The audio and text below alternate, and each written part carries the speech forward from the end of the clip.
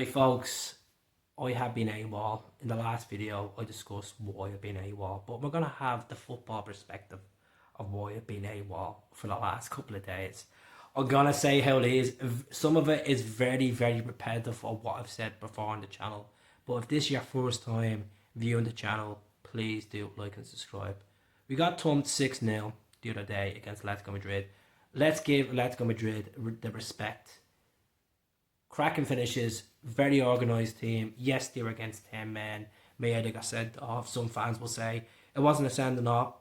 Some fans will say it was sending off. The result is the result. You take it on the chin. You either get angry about it, you get upset about it. They're emotional feelings, and you get on with it. But Celtic, as a club in the Champions League, I just think it's a laughing stock. It's a laughing stock because we're the club that won this trophy back in 1967. At one point, Celtic, no one could come to Celtic Park and actually beat us. Now, they come to Celtic Park with no fear and they can beat us. Bodo Glint, 2 years ago, Conference League, made a show of us. Teams are coming and beating us. Teams are beating us FIFA scores. That's what we haven't learned under Brendan Rodgers. Look, I like Brendan. I really do like Brendan. And I've said it so many times on the channel, I think we need to give him a bit of time. But my God, the question that keeps getting asked to me from fans, from friends, how are you finding Celtic to watch this season? And John, my answer is frustrating. It's frustrating football. Yes, we are still getting used to the system. We're still getting used to players, getting used to Brendan's philosophy of football. He's a different tactics to Ange, and Ange is flying at the moment. Yes, he may have lost the last 2 games, but he still won 3 Premier League managers of the month, whatever it is. Ange is in the past, and I know sometimes I'll throw my toys at the basket and say, oh God, I wish we had Ange back. You know, this wouldn't be happening. That's football. People come and go. But regards to Brendan, we got smashed by PSG 7-1 back in 2017 in the Champions League. His record as a Champions League manager is absolutely disgusting. Disgusting. He done alright with Leicester in the Conference League a couple of years back, but come on. And I'm not blaming Brendan in January for Celtic's bad performances in Europe. The club are the fault for this as well, folks. The club have so much assets and cash at their disposal to go out and buy players. Now, we're not going to get the players that English Premier League players are going to be large status. Them days are gone of getting Chris Sutton up the road and players in the Premier League lurching them up the road, man. They're in the peak and they're on good salaries. They're gone.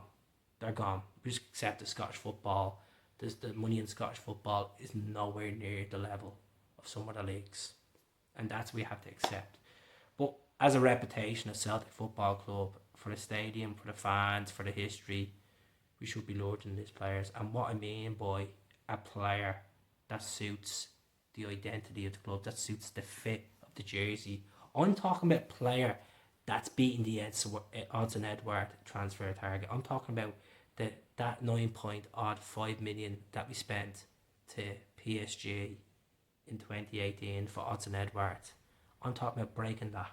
I'm talking about getting a goalkeeper in that we had a chance of getting Livakovic. I'm talking about maybe getting an Andre Lunin in, maybe getting a Queeving Keller in. I'm talking about getting someone in that actually has experience. Celtic's model of getting these players for 2 or 3 million from unknown leagues, it's not always going to work, folks. And we're taking these chances. We're throwing these boys in the ring, and it's not working. It's not working. It's embarrassing. You're watching these goals go in and you're like, oh my God, this is like watching a game of FIFA. It's like watching a game of FIFA.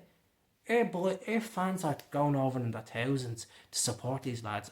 We don't want to be a club just going over as a tourist club. Going over, it's Madrid, let's book Madrid just for a session. Let's just book Madrid. Oh, let's just book this, let's book that for the session because the boys are playing. We want to be going over there. With the idea with the fans are feeling, right, we can nick something here tonight. And then they're getting on like off 6-0. Now, they're not regretting the trip over because they're getting the session in and they're getting to enjoy the boys away, but they shouldn't be dealing with results like that. Should not be dealing with results like that. And the club need to go out and start looking be real serious about this. If they want to make Celtic bring Brendan Rodgers' team to another level beyond a treble success and actually competing in the Champions League or even Europa League, we need to think about this. What's next? What is next? Who do you bring in the door? Who do you bring in? Like, the facilities are being upgraded.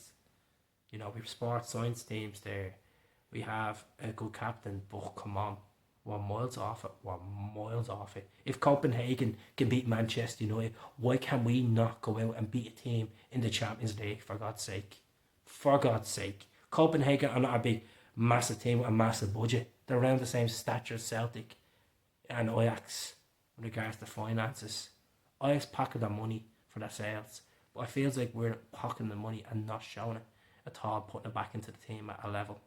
Some people might dispute and say, well, we spent this amount this season, we spent that much. But we got 2 points in the Champions League that season. We're on 1 point at the moment. So that's another rant done on the channel. That's another rant done where the club need to stop being so effing stingy and go out and buy a player or two and actually feel like we have a bit of leadership there. We do have CCV, we do have Callum McGregor, we do have Joe Hart, but Joe Hart is in his last season.